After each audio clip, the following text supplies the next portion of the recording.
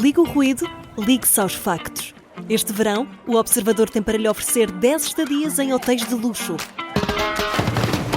2 noites, 2 adultos. Aproveite a nossa promoção e assine o Observador com até 50% de desconto em observador.pt. Desliga o ruído, ligue-se ao essencial.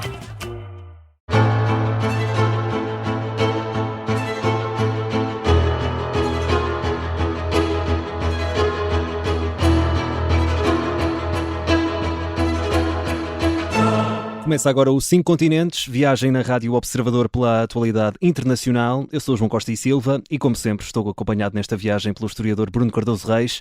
Olá, Bruno, seja muito bem-vindo. Olá, obrigado.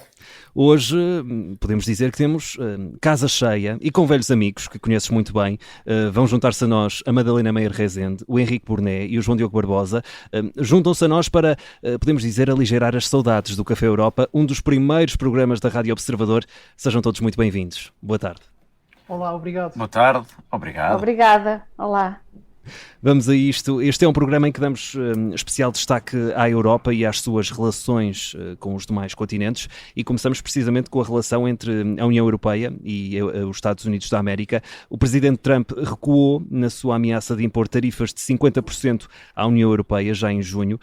Fala numa conversa muito agradável com a presidente da Comissão Europeia, Ursula von der Leyen.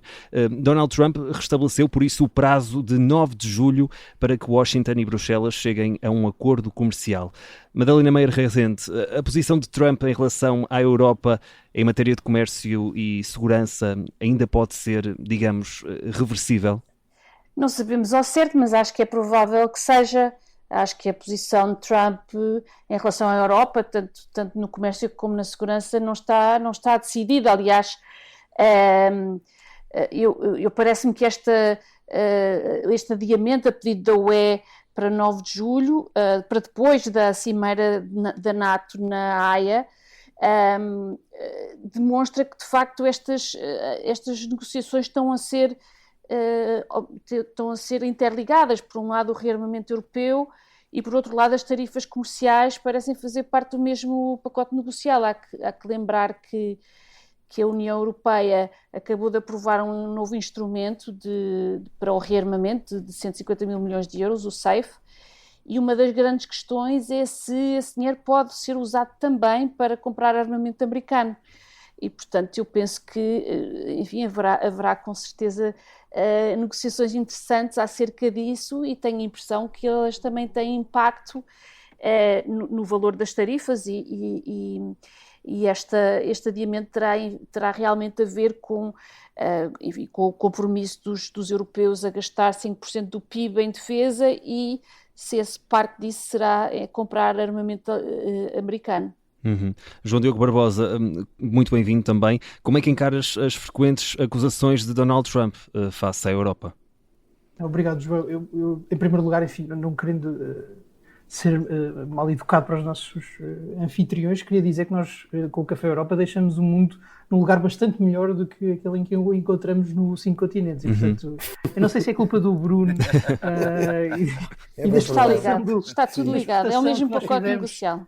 Desde que exportamos o Bruno, isto tem sido problemático. Mas, voltando ao tema, eu acho que, sentando sobretudo neste contexto do Trump 2.0, que é, sobretudo nesta fase inicial, muito mais ideológico, muito menos pragmático, flexível e de gestão diária, e é um Trump e uma administração que detectou um problema fundamental na relação entre os Estados Unidos e a União Europeia, que é um déficit comercial do lado americano, que é um déficit comercial que se explica, é muito setorial, é muito pesado, por exemplo, na indústria farmacêutica, muito benéfico aos Estados Unidos do lado dos serviços, mas que, no cômputo geral, tem vindo a tornar-se cada vez mais relevante. E, olhando para esse problema, neste novo contexto, o Trump muito ideológico e disponível para fazer grandes mudanças, a Europa tornou-se um alvo fácil e tornou-se um alvo, desde logo, político, porque a Europa, não tendo exatamente alguém, uma figura que tenha uma autoridade, uma senioridade capaz de responder diretamente a Donald Trump, personifica em termos institucionais, passa a contradição, tudo aquilo que o trumpismo quer enfrentar, uma certa visão liberal do mundo, uma visão até progressista em muitos casos, e não tendo um ator do outro lado capaz de responder, não é von der Leyen certamente, aliás von der Leyen é muito mais eficaz do ponto de vista americano como um espantalho daquilo que o trumpismo quer combater do que um adversário propriamente dito. A Europa torna-se fácil de atingir, sobretudo por declarações públicas, por algumas até humilhações públicas, e do lado europeu tem havido uma grande divisão interna na forma de responder, em parte porque alguns Estados-membros gostam de forma mais ou menos aberta do trumpismo e porque outros Estados-membros têm receio de perder definitivamente o apoio dos Estados Unidos, quer do ponto de vista económico, quer do ponto de vista da guerra na Ucrânia. E, portanto, nesse contexto, não me surpreenderia muito até que, numa altura em que se fala do taco, que é o Trump always chickens out, o Trump arrepende sempre, acobarda-se no último momento e reverte as suas decisões, que a Europa possa vir a ser usada para, do lado americano e do lado do trumpismo, ter algumas vitórias simbólicas, algumas humilhações. Trump sempre que fala da União Europeia diz, bom, eu consegui vergá-los, eles não me atendiam o telefone e agora querem muito falar comigo, querem chegar a um acordo, e do lado europeu vai ser muito difícil sobreviver a isso. O que é preciso fazer do lado da Europa? Enfim, acho que já se percebeu mais ou menos que o objetivo tem de ser a prosperidade, tem de ser uma mudança da mentalidade na forma de estar e de enfrentar o mundo e focar no crescimento interno, mas ao mesmo tempo eu acho que isto é a opinião mais polémica ou mais controversa. A Europa também precisa de trabalhar a opinião pública americana, ou seja, ser pró-europeísta, ser atlanticista hoje em dia na América não é fácil, está muito preso ao lado democrata da questão e mesmo aí tem sido cada vez mais difícil de fazer. Para a Europa nunca vai haver uma situação melhor do que uma aliança estratégica e comercial com os Estados Unidos e, portanto, é preciso trabalhar também nesse sentido, tornar novamente a Europa sexy de novo e fazer com que do lado americano e dos políticos americanos o apoio à Europa não seja tóxico, mesmo num cenário depois do trumpismo. Henrique Burnet, eu sei que neste momento estás por Lisboa, mas pergunto como é que em Bruxelas é vista esta posição de Donald Trump face ao comércio e à segurança da Europa, e há esperança numa solução? Acreditas que sim? Bom, numa solução, não sei, há num lidar destas coisas, ou seja, eu acho que nos nossos próximos tempos nós não vamos encontrar propriamente soluções que resolvam estes temas e fique fechado. Vamos ter gestão de crise ou gestão de relacionamento. E parece-me que há uma percepção em Bruxelas certa sobre algumas coisas sobre Trump e outras que há umas dúvidas que se têm em Bruxelas e nas capitais europeias e me parece que se tem um pouco por todo lado. Isto é, a certeza que parece existir é que esta administração americana e estes Estados Unidos não estão satisfeitos com a ordem internacional que os Estados Unidos, no fundo, lideraram nas últimas décadas. E, portanto, querem reverter esta ordem que existiu até agora. O que querem exatamente? Parece-me que é uma coisa pouco clara. Começando, por exemplo, pelo tema das tarifas, como acabámos por todos por dizer. Há duas teses. Uma diz os americanos, na verdade, o que querem é criar um grupo de países que se alinhe com os Estados Unidos contra a China e uma espécie de nova organização mundial por blocos e, portanto, quem ficar do lado dos Estados Unidos contra a China pode até beneficiar de uma relação comercial com os Estados Unidos muito privilegiada e então baixam as tarifas por aí fora porque o que se quer é criar aqui uma espécie de blocos comerciais. É uma das teses e uma das teses de alguns dos trumpistas e maguistas que há na Europa, ou seja, na verdade vocês estão a interpretar mal o que é que o Trump quer, ele tem uma mensagem, tem uma oferta para fazer à Europa. Há uma outra versão do trumpismo e do maguismo na América que diz não, as tarifas são mesmo uma estratégia porque nós queremos reindustrializar e a globalização foi-nos prejudicial e a única maneira de fazer isto é manter as tarifas mais. É uma maneira simpática de aumentar impostos sem se notar completamente, embora já se esteja a notar nos Estados Unidos que as pessoas percebem que os preços das coisas importadas estão a aumentar e é capaz de ser por causa das tarifas. Isto dito, e portanto, sendo este o contexto a partir de Bruxelas, também se percebe outra coisa, e o do João Diogo há pouco mencionava isto e parece um aspecto muito importante. é que há uma objeção ideológica do lado da administração americana, desta administração americana, em relação à Europa, que é um bocadinho, eles olham para a Europa e veem o Partido Democrata, isto é, veem tudo o que detestam.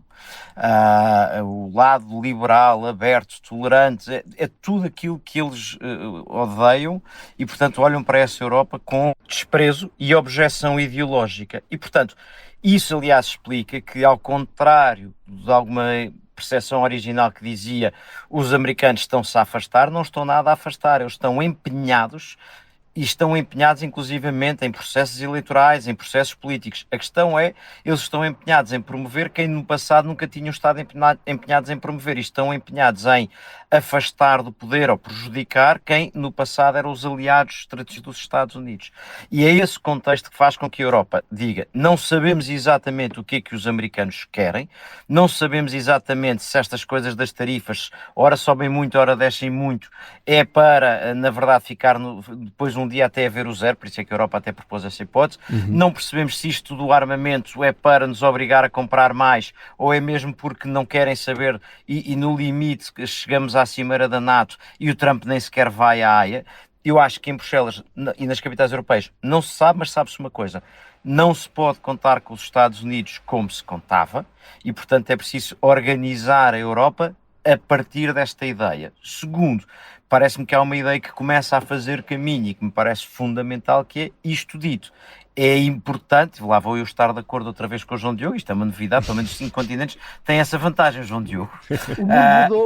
O mundo mudou. Que é preciso manter laços com os Estados Unidos para além dos laços com a administração, porque é importante que a Europa seja reconhecida, encontrada e que haja com quem conversar, ou seja, é preciso haver nos Estados Unidos quem acha que a relação transatlântica é importante e é para manter. Bruno Cardoso Reis, eu vou dar aqui tempo para responder, caso queiras, à provocação do João Diogo Barbosa e também perguntar-te o que é que queres acrescentar àquilo que já foi dito. Esperas mesmo que seja possível chegar a um acordo?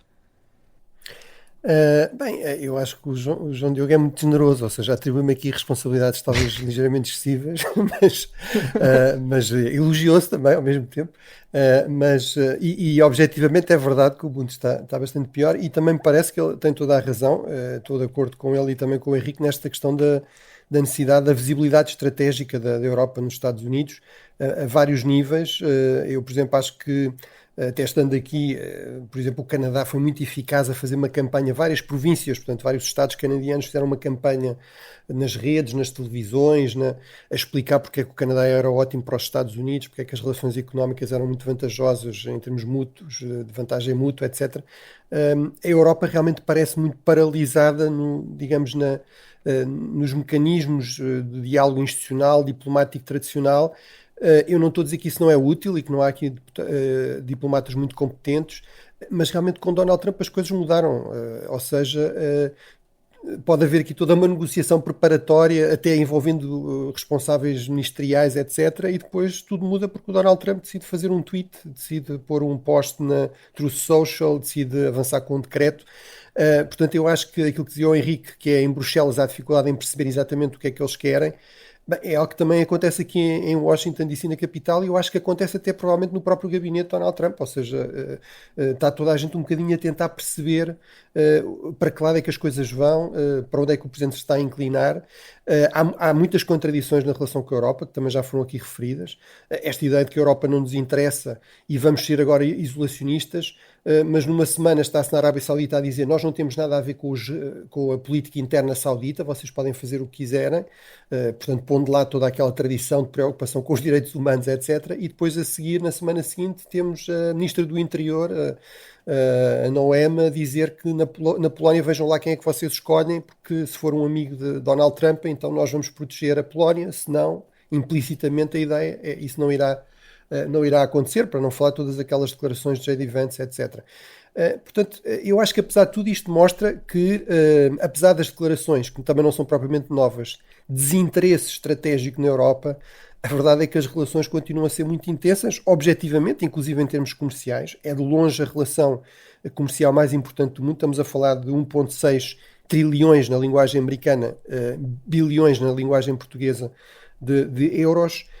estamos a falar em termos de investimentos 4 vezes isso, ou seja, há uma interligação enorme que nem sequer a questão do comércio e muito menos do comércio em bens acompanha.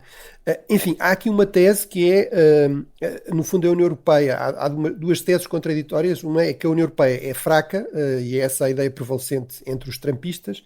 É fácil de pressionar, portanto, no fundo, um bocadinho a ideia que o Henrique também estava a aludir, que é, ou até o João Diogo, a ideia de que vão, ou a Madalena, no fundo, os europeus vão acabar por ceder. Portanto, nós vamos aqui exigir umas coisas, mesmo que não sejam muito razoáveis.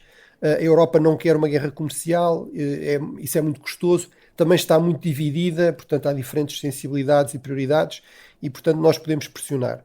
A outra possibilidade é a Europa, em termos económicos, é uma potência, há um interesse convergente, com uma ou duas exceções, por exemplo, o Viktor Orbán, os Estados vão, no fundo, em termos comerciais, tentar, enfim, definir aqui uma estratégia de unidade para fazer frente a Donald Trump e, portanto, vai ser possível fazer um acordo razoável, dar algumas vitórias simbólicas a Donald Trump, mas, no fundo, jogar sobretudo com este número, que é à volta de 50 mil milhões, ou seja, o verdadeiro déficit não pode ser só o déficit em bens, tem de ser também, tem de se ter em conta o superávit em serviços dos Estados Unidos, na economia mais digital, e, portanto, fazendo essas contas, a relação está quase equilibrada e, portanto, esses 50 mil milhões pode-se negociar, então, umas compras de gás natural ou de petróleo americano, umas compras de armamento e, portanto, por aí oferecer uma vitória simbólica a Donald Trump.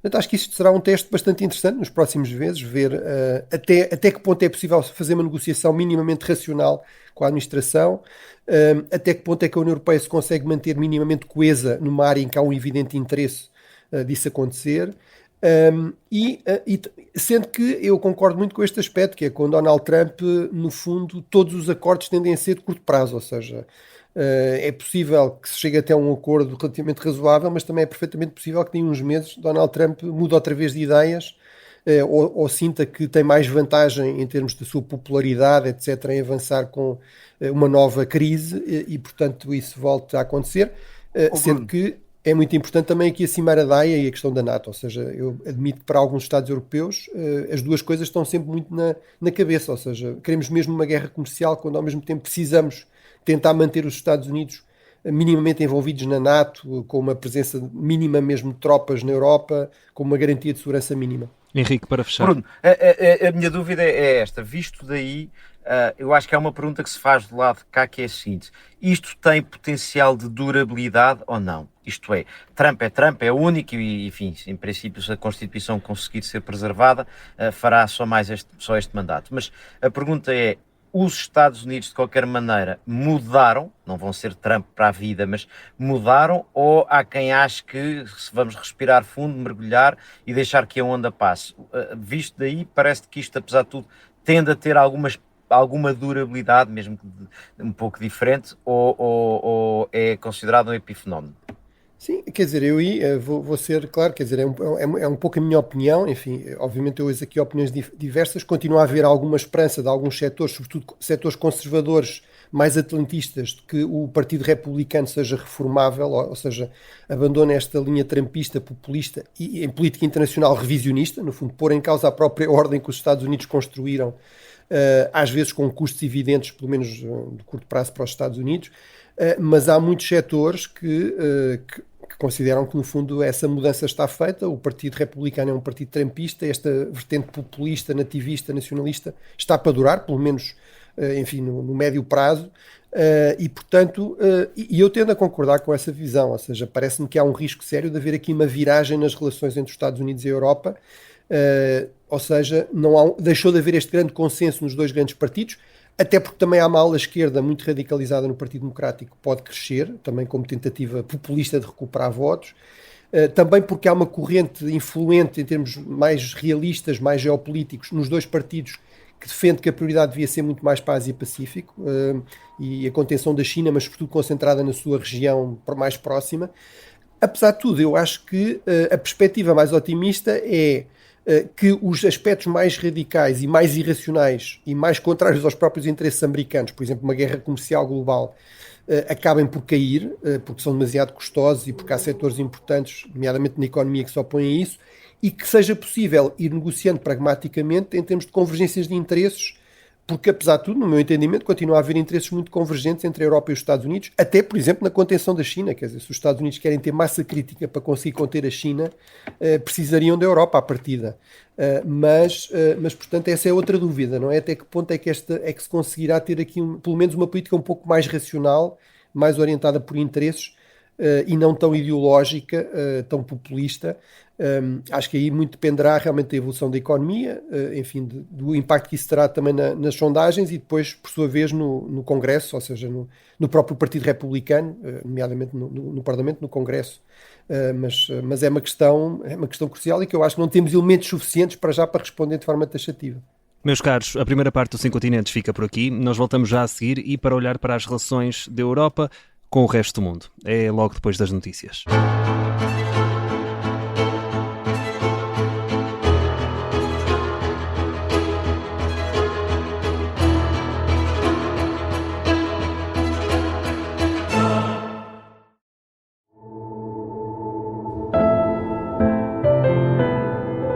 O Zé Faz 25 é um podcast de ficção para ouvir em 8 episódios. Uma coprodução Coyote Vadio e Observador, da autoria de David Neto e Manuel Pureza. O teu pai não faz ideia do que é fazer contas, caraças. Contas ao fim do mês! Mas o que é que tu queres que eu faça, então? Pedro, quem é que te deu o meu número? Não interessa, passa-lhe o telefone.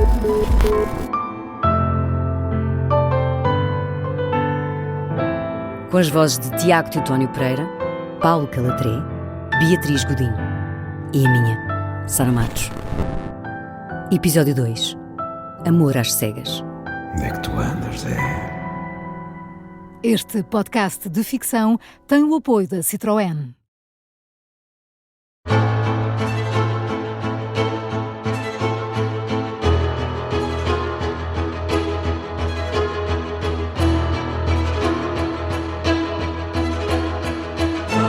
Estamos de regresso para a segunda parte do 5 Continentes. Hoje, além do Bruno Cardoso Reis, contamos com a Madalena Meyer Rezende, o Henrique Burné e também o João Diogo Barbosa. Um episódio especial dedicado à Europa e às suas relações com o resto do mundo. A marcar estes últimos tempos, temos a visita esta semana de Macron à Ásia, um novo acordo pós-Brexit com a Grã-Bretanha, uma cimeira de ministros que está a dar que falar e a questão de novos e velhos acordos comerciais com o Mercosul, mas também com a Índia, a Indonésia ou a Austrália. E no meio disto tudo, João Diogo Barbosa, penso que queres ir até à Ásia. É desta forma que queres abrir a segunda parte dos 5 Continentes. Sim, eu acho que dos continentes vale a pena destacar a Ásia, se bem que a Ásia arrisca-se a ser o Brasil dos continentes, no sentido em que o Brasil tem sempre aquela ideia associada de ser o país do futuro e depois nunca se materializa, e a Ásia sofre um bocadinho do mesmo. Mas acho que o contexto neste momento o justifica bastante, e nós podemos usar a visita do presidente Macron como mote, porque ela teve vários momentos interessantes, desde logo o facto de o presidente francês partir para essa visita como a voz da Europa, e isso também tem justificações internas, porque o Macron já não tem grande política doméstica e, portanto, pode agora tornar-se uma voz europeia no mundo, mas a verdade é que é na Ásia, independentemente das figuras ao nível dos Estados, é na Ásia que estão as grandes decisões estratégicas de uma União Europeia que já não possa contar com os Estados Unidos ou que não possa contar com os Estados Unidos da mesma forma como contou até hoje. E vale a pena recordar sempre isto: estão na Ásia muitas das maiores economias do mundo, a China é o grande tema, mas também a Índia, também o Japão, e do ponto de vista da visita do presidente Macron, até Estados que por vezes dentro da Ásia e muitas vezes dentro da União Europeia são vistos como periféricos, como por exemplo a Indonésia ou Singapura, tiveram atenção, e vale a pena ter essa atenção, porque não é só um tema de investimentos e de trocas comerciais, é também uma hipótese para tentar um alinhamento mais estratégico e, num mundo menos unipolar, tentar ter amigos em todo o lado. Mas o fundamental de trazer aqui a Ásia é mesmo para trazer a questão da China. Acho que o Bruno tocava bem no ponto na primeira parte. A grande discussão para a União Europeia, que não conta com os Estados Unidos, é como é que se deve posicionar em relação à China. Nós no Café Europa discutimos até um acordo de investimento na altura muito polémico entre a União Europeia e a China, que não passou. Fala-se agora de uma possibilidade de até ressuscitar essas discussões e perceber que tipo de acordo é que se pode ter com a China, não tanto numa lógica de os problemas que existiam há 5 anos desapareceram, mas mais de é preciso fazer algum hedging, alguma gestão de risco relativamente aos Estados Unidos. Não faz sentido perder ou ficar com más relações com o nosso grande parceiro comercial e abdicar de ter pelo menos trocas comerciais com a China. Acho que a forma como a União Europeia poderá tentar ou ter de conseguir encontrar um equilíbrio na relação com a China, para que não se repitam aqueles problemas de concentração e demasiada dependência que nós vimos, por exemplo, nas redes do 5G, essa discussão e esse ponto de equilíbrio vai ser muito importante para a União Europeia, e aquela União Europeia que por vezes não é tão agradável de discutir, aquela União Europeia dos gabinetes com ar-condicionado que redige acordos comerciais e grandes documentos políticos, mas pode ser fundamental para a forma como a União se reposiciona no tabuleiro mundial e, enfim, até para a solidez do modelo de trocas comerciais, assegurando que nós não trocamos uma excessiva dependência pelos Estados Unidos com uma excessiva dependência com a China ou pela China e os seus carros muito baratos. Madalena Armeiro Rezende, não sei se queres deixar aqui um comentário ao que esteve aqui a falar o João Diogo Barbosa, mas pergunto também desde já qual é o teu destaque ao nível da ação externa da União Europeia neste contexto. Eu acho que o João Diogo tem toda a razão em pôr a Ásia primeiro, de facto. O mundo mudou mesmo, Madalena. Vocês... Porquê? Porque... Estão de acordo? Não, pelo contrário, mas acho Vamos que acabar com esta de... coisa de dar razão ao João Diogo. Isto é um mau hábito, desaconselho. Não, de facto, a Ásia para a Europa tem que ser uma prioridade, sem dúvida. O que talvez pudesse comentar num ângulo um bocadinho diferente, porque é o que me tem chamado mais a atenção nestes últimos tempos, é de facto a mudança radical, ou enfim, histórica, que a própria, não a Europa, mas agora a Alemanha, mas a Alemanha como o país que aparentemente está na liderança da União Europeia de forma mais clara, enfim, tirando o chapéu ao Macron por ter feito esta visita tão atempada à Ásia, mas de facto o que se passa em Berlim é realmente denota, e exatamente nas relações da Alemanha e da Europa em relação a assuntos como o Médio Oriente, como a NATO, como o próprio Brexit, com as relações com a Grã-Bretanha.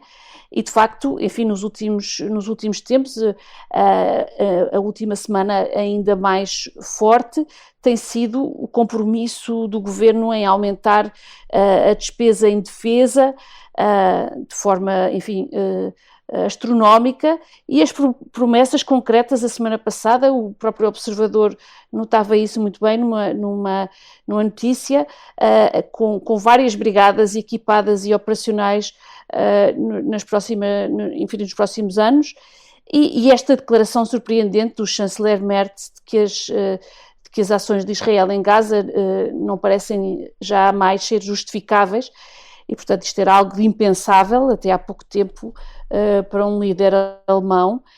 E, portanto, estamos, de facto, na normalização completa e na transformação da Alemanha, de facto, num país muito diferente, com uma política externa muito diferente e notavelmente a tornar-se um líder em termos de defesa e de política externa. Juntando a isso o anúncio do fornecimento de mísseis de longo alcance à Ucrânia, enfim, que tem sido um pouco embrulhado, mas que é o início de uma discussão muito importante sobre a dissuasão da Rússia na Europa e, aparentemente, o levantar do véu do tabu nuclear na Alemanha. Eu acho que tudo isto aponta realmente para uma transformação muito rápida da política externa alemã e, por extensão, obviamente, da política da União Europeia em relação ao resto do mundo. Do meu ponto de vista, neste cenário internacional, isto é uma das poucas boas notícias que temos tido nos últimos tempos, e por isso deixo aqui a nota com a saudade do Café Europa. Essa saudade está patente ao longo deste episódio e vai ficar aqui eternizado neste programa 5 Continentes. Henrique Burné, já tivemos a China, a Alemanha e agora? Qual é que é o teu destaque? Olha, o meu destaque de continentes são todos. Eu sei que pode parecer um bocadinho goloso e a Europa não ter barriga para tantos olhos, mas a verdade é que as circunstâncias neste momento pedem isso. Isto é, a alteração da posição dos Estados Unidos no mundo. Os Estados Unidos estão a abdicar de uma coisa, que é, os Estados Unidos tinham soft power também, para além de hard power, tinham soft power, porque do dólar aos investimentos, da cultura, da atração de alunos estrangeiros, havia uma dimensão de soft power dos Estados Unidos de que esta administração abdicou, está a abdicar completamente. E, portanto, a opção neste momento parece-me ser, ao lado disso, a Europa ter precisamente algum power, soft, e enfim, é preciso pôr-lhe dinheiro em cima, mas aqui não é via militar, mas é com dinheiro em cima, atrair um pouco os outros países, porque aquilo que neste momento me parece que a Europa menos pode querer é a reorganização do mundo em 2 grandes blocos, em que a Europa fica obrigada a escolher um dos lados e depois a seguir completamente. Ou seja, isto é muito estranho, porque a Europa não é uma em princípio não está entre a China e os Estados Unidos, conceptualmente está do lado das democracias. Simplesmente a transformação em curso nos Estados Unidos faz-nos ter que pensar que não nos interessa uma solução em que o mundo é organizado em 2 blocos em absoluto e nós seguimos forçosamente o outro. Ora, isto não é exclusivo da Europa neste momento. Já na altura, aqui quando tínhamos no Café Europa conversas sobre isto, começava a surgir aquilo que podemos chamar as potências transacionais, as médias potências transacionais, que neste momento estão, no fundo, muitas vezes a escolher para os 2 lados. O Brasil, a África do Sul, a Turquia, estão muitas vezes, ora fazem uma coisa mais com a China, ora fazem uma coisa mais com os Estados Unidos, ora agradável ali, ora agradável acolá. E parece-me que a Europa está a ter que escolher um caminho semelhante a esse. Isto é, não vai competir com os Estados Unidos, não é um terceiro género entre a China e os Estados Unidos, mas tem que fazer aqui algum posicionamento autónomo. Nessa medida, de facto, Macron conceptualmente está a ganhar muito, porque a autonomia estratégica e soberania europeia são 2 conceitos que entraram completamente no léxico da política europeia. Agora, isso faz com que se note muito em Bruxelas e nas capitais europeias. É rara a conversa que não inclui isto. Significa que teremos que rever a maneira como nos damos com a China. O problema é que, como o João Diogo há pouco dizia, lá estamos nós a dar razão ao João Diogo, os 5 continentes é o teu território. Como o João Diogo dizia, uma coisa escabrosa para dizer a seguir. Exatamente.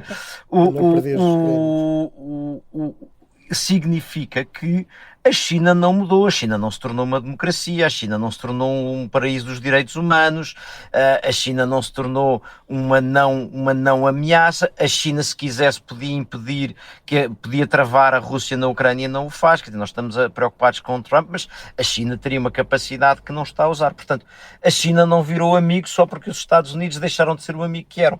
Esse é o ponto. Última nota, só para terminar neste racional. É sobre quem é que vai liderar a Europa, porque nos últimos 5 anos nós assistimos a uma liderança europeia muito baseada em von der Leyen, e há várias razões para isso, mas as circunstâncias atuais não permitiriam, mesmo que von der Leyen quisesse, eu acho que quereria, não permitiriam que a presidência, que a liderança europeia estivesse na Comissão Europeia, porque nós estamos a tratar de temas que pedem os Estados, pedem as questões de soberania.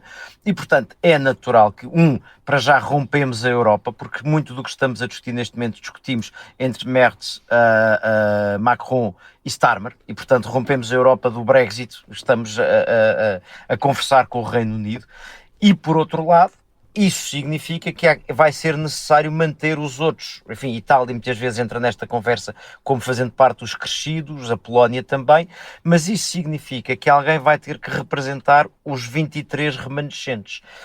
E a mim parece-me que esse pode e deve ser um papel que o Presidente do Conselho Europeu vai ter que ter, isto é, a maneira que me parece viável de manter o resto da Europa a bordo daquilo que os 4 grandes façam é incluir Costa como fazendo conta que representa o Conselho e representa os 27, na verdade faz uma espécie de cauda do cometa e traz os outros atrás. Isso parece-me que vai ser a maneira importante de fazer isto. Mas, e termino aqui, o importante para mim parece-me ser procurar ter amigos, fazer amigos, e a expressão foi do João Diogo Barbosa há bocado, portanto estamos em modo João Diogo, fazer amigos, manter amigos no resto do mundo.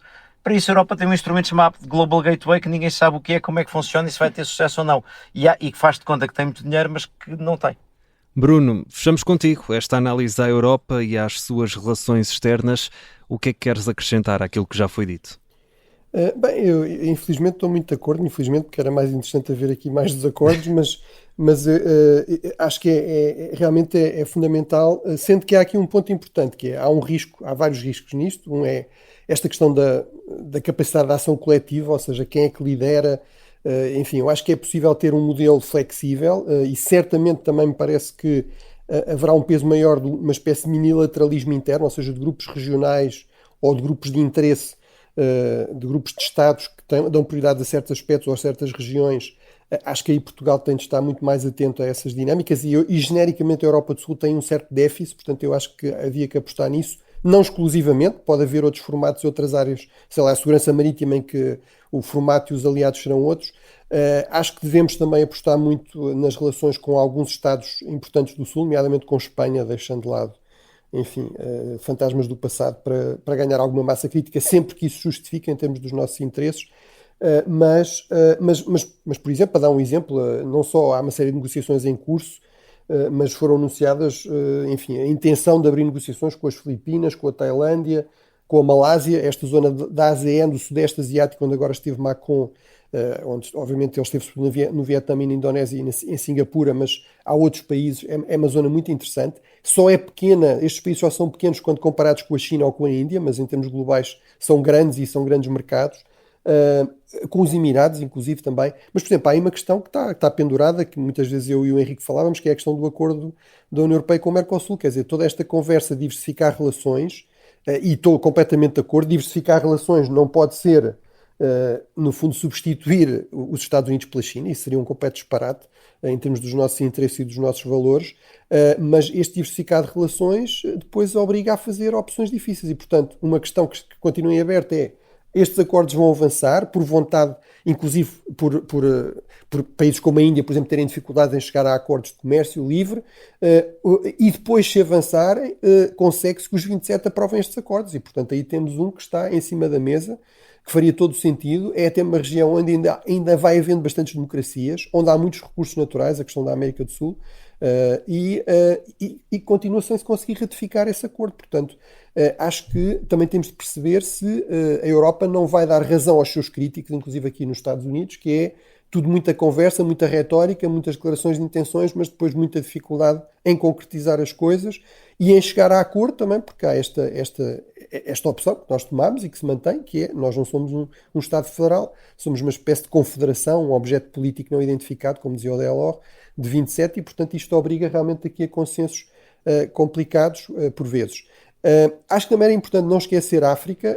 A África é um continente com muitos problemas, mas com muito potencial, nomeadamente de crescimento demográfico. Os problemas africanos quase que inevitavelmente serão problemas europeus, até pela proximidade geográfica, sobretudo dos países do sul da Europa. Esta semana houve uma reunião preparatória de ministros para preparar a Cimeira União Europeia-África. É um continente onde, tragicamente, muitas vezes o que acontece é isto: é grandes declarações de intenções e depois pouca concretização. E, portanto, eu acho que aí, nomeadamente utilizando instrumentos como o Global Gateway, sendo muito mais pragmático, muito mais direcionado na cooperação, onde havia grandes problemas. A opção de Donald Trump é altamente criticável, mas este modelo estava realmente muito esgotado. Já falámos também aqui disso, inclusive com o Luís Má. E, portanto, eu acho que há aqui uma oportunidade realmente, em muitos aspectos, esta crise é realmente uma oportunidade, mas eu acho que temos de, enfim, ter aqui grande prudência sobre se a União Europeia estará realmente à altura de responder, de facto, a esta crise, aproveitando essas oportunidades. Só um episódio anedótico, mas que eu acho que merece ser sublinhado. Nesta reunião de ministros, digamos, o coordenador pelo lado africano era o ministro dos Negócios Estrangeiros de Angola, quis falar em português, que eu saiba é uma língua oficial da União Europeia, ao contrário do catalão, que está a caminho, e não pôde falar em português porque ninguém se tinha lembrado que se calhar o ministro de Angola queria falar em português e portanto teve de falar em francês ou em inglês. Portanto, acho que aí também Portugal, lá está, devia estar mais presente e mais assertivo e explicar que, por exemplo, essa coisa do soft power também passa por coisas desse género. Seria simpático que o ministro angolano conseguisse falar na sua língua nacional, por acaso até é uma língua também europeia e oficial da União Europeia, que é o português. E nós, Bruno, como é habitual, todas as semanas temos direito a recomendações. Tu hoje ficas excluído e damos palco aos nossos convidados. Começamos pelo Henrique Burnet. Henrique, o que é que tens para sugerir esta semana? Olha, vou começar quase com uma adivinha. É um livro onde logo no começo se lê coisas como o século X, com o seu idealismo liberal, estava sinceramente convencido que se seguia no caminho certo e infalível para se tornar o melhor dos mundos. Era com desprezo que se olhava para épocas anteriores. Era apenas uma questão de décadas até os últimos vestígios do mal e da violência serem por fim ultrapassados. Novos milagres cotidianos da ciência e da técnica apareciam. Isto podia ter sido escrito no final do século XX, mesmo no começo do século XXI, mas não, refere-se ao final do século XIX, começo do XX. Foi escrito pelo Stefan Zweig, O Mundo de Ontem, e eu aconselho a irmos lá porque é com tristeza que vemos que já estivemos num lugar parecido a este há alguns tempos. Madalena Meyer Rezende. Enfim, eu vou, não por concordar com o livro, mas porque eu acho importante para perceber as mudanças ideológicas nos Estados Unidos. Aconselhava o livro de Patrick Deneen, Regime Change. Este é um dos principais pensadores da nova direita americana e enfim, é um dos radicais que defende uma transformação política não só resultando, como o título indica, numa mudança de regime, mas uma substituição das elites enfim, uma transformação profunda dos valores e dos princípios que regem a América. E, portanto, este é um dos conservadores católicos que está por trás enfim, das posições do vice-presidente J.D. Vance, e é um texto fundamental para entender os debates da direita. Nos Estados Unidos, obviamente, mas por extensão também aqui. Uhum. João Diogo Barbosa, só faltas tu. E a tua recomendação? Também trouxe um livro, também veio um bocadinho atrasado, mas é O Filho do Século, do António Securati, que é um primeiro de uma série de 5 livros sobre a ascensão de Mussolini em Itália. Os primeiros 4 livros já estão traduzidos em português, foram bastante vendidos um pouco por todo o mundo. E, enfim, são livros extensos, também não é propriamente Tolstói, mas é um investimento que acaba por compensar, sobretudo porque, sendo um livro de base histórica, não é, enfim, 100% histórico, tem alguns erros factuais, como aliás os melhores livros de história, tem ali uma vertente de romance. Eu acho que o Securati conseguiu apanhar bem a ideia de que quando o mundo está confuso, quando há balbúrdia, quando há violência, por vezes grandes massas são atraídas a escolher para as liderar e para encontrar ordem alguém que é em si mesmo um pouco patético, não tem valores muito fixos e é bastante maleável. E também escolhi este porque o 5º livro saiu este ano por volta do 25 de Abril italiano, o Dia da Libertação original, e saiu uma série no início do ano que foi acusada, e houve grande debate em Itália, que foi acusada de não condenar de forma suficientemente expressa Mussolini e os seus atos. Enfim, não havia uma legenda no ecrã durante todos os episódios a dizer Mussolini é mau, esta ação é má, e portanto acho que só por isso vale a pena ver a série e ler o livro durante os próximos tempos. Os livros. Ficamos aqui com as sugestões da Madalena Meyer Rezende, também do Henrique Burnet e do João Diogo Barbosa, que estiveram no fundo aqui a matar saudades do Café Europa ao longo destes minutos. Muito obrigado por se terem juntado aqui ao Bruno Cardoso Reis, que acho que agradece, claro, o facto de se terem estado aqui com ele. Obrigadíssimo pela disponibilidade. Foi um ótimo reencontro. E acho que os ouvintes também irão apreciar, espero eu. Sim, vão agradecer, certamente.